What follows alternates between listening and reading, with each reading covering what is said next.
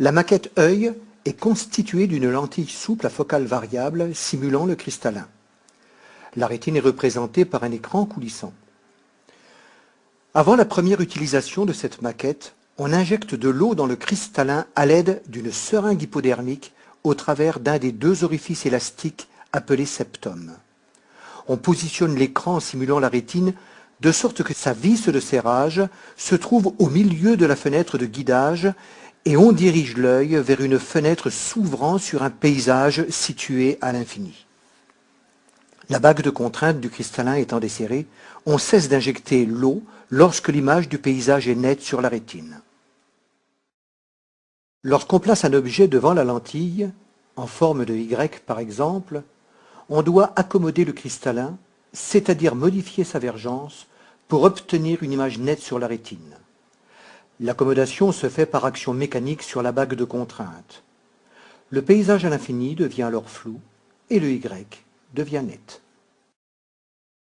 Un gros plan nous montre comment l'accommodation se fait par action mécanique sur la bague de contrainte rose. Un doigt prend appui sur la manette grise et l'autre doigt agit sur la manette rose pour faire tourner la bague.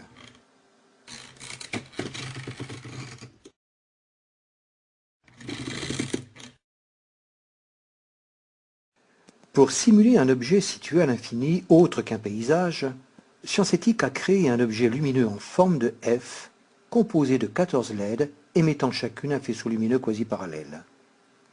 Ainsi, quelle que soit la distance à laquelle se trouve l'objet F, les rayons lumineux qu'il émet et qui traversent le cristallin sont tous parallèles et semblent venir de l'infini.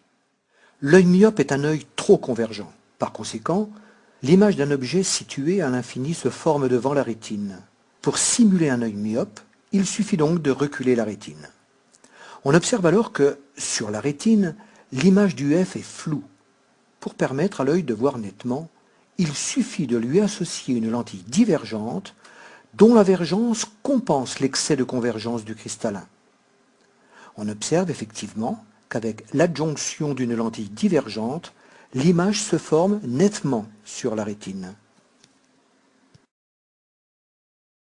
Sur ce plan rapproché, on peut voir l'incidence de la présence d'une lentille divergente sur la netteté de l'image d'un objet situé à l'infini.